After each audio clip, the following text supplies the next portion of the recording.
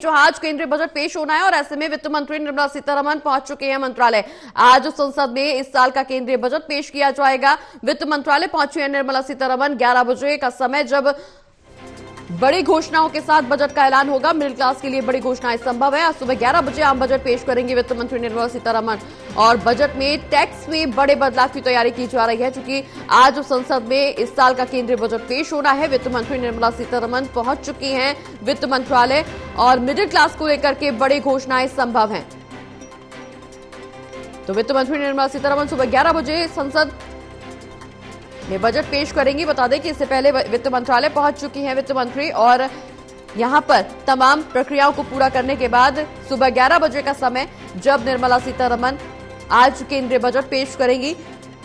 निर्मला सीतारमण बतौर वित्त मंत्री लगातार अपना 8वां बजट आज पेश करने जा रही हैं। इससे पहले ये दूसरा पूर्ण बजट होगा। इससे पहले वो अंतरिम बजट भी पेश कर चुकी हैं और आज वित्त मंत्री अपना आम बजट पेश करेंगे और इस दौरान मिडिल क्लास को बड़ी उम्मीदें लगी हुई हैं। मिडिल क्लास को लेकर के बड़ी संभावनाएं देखी जा रही हैं। बड़ी घोषणाओं की संभावनाएं यहां नजर आ रही, क्योंकि आज आम बजट पेश होना है। ऐसे में बजट में इनकम टैक्स से छूट को लेकर के पीएम किसान निधि योजना की राशि बढ़ने तक की उम्मीदें हालांकि जताई जा रही है। उम्मीदें काफी जताई जा रही हैं कि इस बार के आम बजट में बहुत कुछ खास हो सकता है। क्योंकि अगर हम पिछली बार का बजट का जिक्र करें तो उसमें टैक्स स्लैब में, टैक्स रिजीम में कोई बदलाव देखने को नहीं मिला था। ऐसे में उम्मीद इस बात की भी लगाई जा रही है कि इस बार शायद टैक्स स्लैब में, टैक्स रिजीम में कुछ बदलाव देखा जा सकता है। मिडिल क्लास को लेकर के चूंकि कल हमने देखा प्रधानमंत्री नरेंद्र मोदी ने अपने भाषण में, अपने संबोधन में मिडिल क्लास का जिक्र किया। उन्होंने साफ तौर पर इस बात का भी जिक्र किया कि वो मां लक्ष्मी से इस बात की प्रार्थना करते हैं कि मध्यम वर्गीय गरीब लोगों पर मां लक्ष्मी अपना आशीर्वाद बरसाए। तो ऐसे में इस बात का भी संकेत माना जा रहा है कि शायद इस बजट में कहीं ना कहीं मध्यम वर्गीय को बड़ी घोषणाएं उनको लेकर के की जा सकती है, उनको बड़ी राहत दी जा सकती है। और इस बात को लेकर के टैक्स पेयर्स भी अब उम्मीद लगाए हुए हैं कि शायद टैक्स स्लैब में भी कुछ बदलाव किया जा सकता है। ज्यादा जानकारी के लिए हमारे साथ एसोसिएट एडिटर प्रदीप कुमार जी बने हुए। प्रदीप जी, आज संसद में बजट पेश होना है, इस साल का केंद्रीय बजट। वित्त मंत्रालय पहुंच चुकी है निर्मला सीतारमण, लेकिन खास बात यह है कि मिडिल क्लास को इस बजट से बड़ी घोषणाएं की उम्मीद लगी हुई है।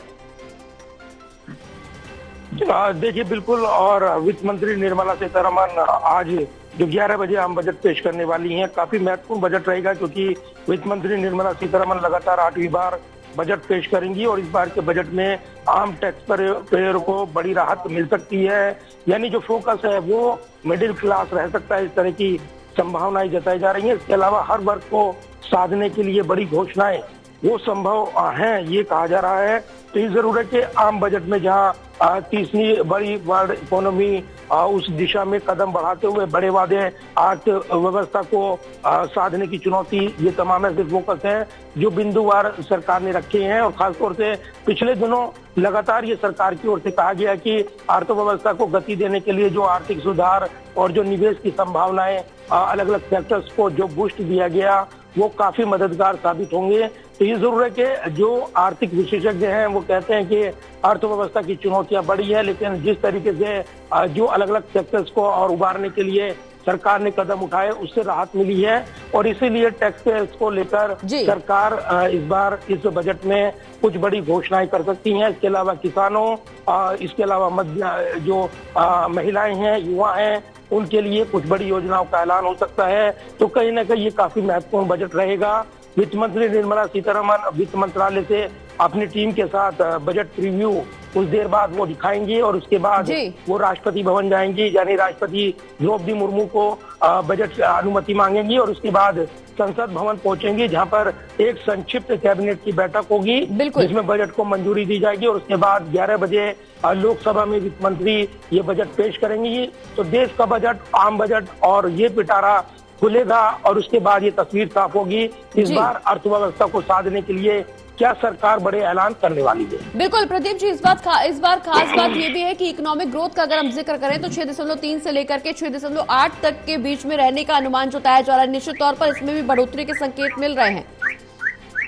देखिए, बिल्कुल। और जो आर्थिक सर्वे पेश हुआ है उसमें अर्थव्यवस्था जो जीडीपी ग्रोथ है उसमें 7% से कम रहने का अनुमान जताया गया है, या करीब 6.4% रह सकती है। तो निश्चित तौर पर ये कहा जा सकता है कि एक बढ़ी हुई अर्थव्यवस्था और जो उसकी चुनौतियां नहीं है, तो जीडीपी ग्रोथ उस उम्मीदों के मुताबिक नहीं है, और इसीलिए अलग अलग सेक्टर्स में, अगर मैन्युफैक्चरिंग सेक्टर में या रोजगार के अवसर बढ़ाने को लेकर कोई बहुत बड़े कदमों का ऐलान नहीं होता है, तो निश्चित तौर पर अर्थव्यवस्था को चुनौती देते नजर आएंगे। और इसलिए अर्थव्यवस्था के मोर्चे पर यहाँ पर बड़े कदम बढ़ाना, उनका ऐलान करना, ये बेहद जरूरी हो जाता है ऐसे वक्त जब हम देख रहे हैं वैश्विक मंदी के दौर में, खासतौर से जो युद्ध का माहौल रहा है, सप्लाई चेन बाधित रही है, वैश्विक चुनौतियों के चलते भारत पर भी इसका असर पड़ा है। लेकिन भारत ने अपने संसाधनों के जरिए और जो उसका वित्तीय जो संसाधनों पर जो सबसे बड़ा फोकस रहा है, जो कृषि आधारित अर्थव्यवस्था,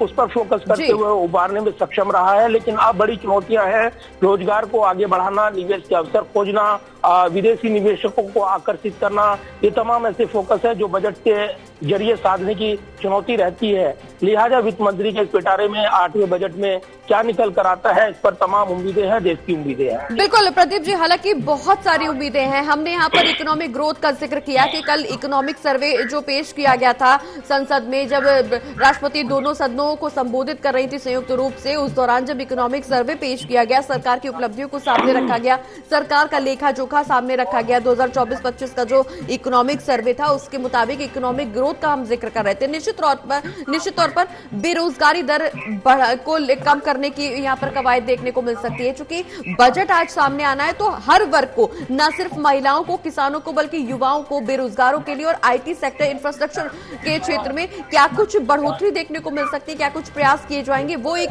बड़ा विषय बना हुआ है। क्योंकि जिस तरह से विकास दर की अगर हम बात करें, विकसित भारत का संकल्प लेकर के आगे बढ़ रहे प्रधानमंत्री नरेंद्र मोदी, 2047 तक विकसित राष्ट्र बनाने का दावा कर रहे हैं, विकसित देश बनाने का दावा कर रहे हैं। ऐसे में हमें अपना एक्सपोर्ट तो बढ़ाना ही होगा, साथ ही साथ इंपोर्ट भी बढ़ाने की जरूरत है। उसकी दिशा में क्या कुछ बेहतरी के लिए कदम उठाए जा सकते हैं? देखिए, बिल्कुल, और ये बड़ी चुनौती है। जिस तरीके से महंगाई से राहत दिलाना बड़ी चुनौती है, जिस तरीके से अर्थव्यवस्था की धीमी रफ्तार को पटरी पर लाना बड़ी चुनौती है। अगले वित्त वर्ष में इकोनॉमिक ग्रोथ 6.5 से 6.8% रहने का जो अनुमान जताया गया है, उसको आगे बढ़ाने की चुनौती है। तो ये तमाम ऐसे फोकस हैं जिनको लेकर इस आम बजट पर नजरें लगी हैं, और इसलिए कहा जा रहा है कि इसमें कई बड़ी घोषणाएं यहाँ पर सरकार करेगी। और जिस तरीके से हमने देखा है कि टैक्स स्लैब में बदलाव को लेकर जो फोकस, जो खास तौर से मिडिल क्लास पर, क्योंकि इनको लेकर बड़ी चर्चाएं रहती हैं कि उनको राहत नहीं मिल पाती है। निचला तबका या फिर ऊपरी तबका जो कि पहले से ही धनी है, उनको फायदा होता है, उस सेक्टर में अलग अलग जो इंसेंटिव मिलते हैं। लेकिन मिडिल क्लास को क्या मिला, इस पर भी फोकस रहता है।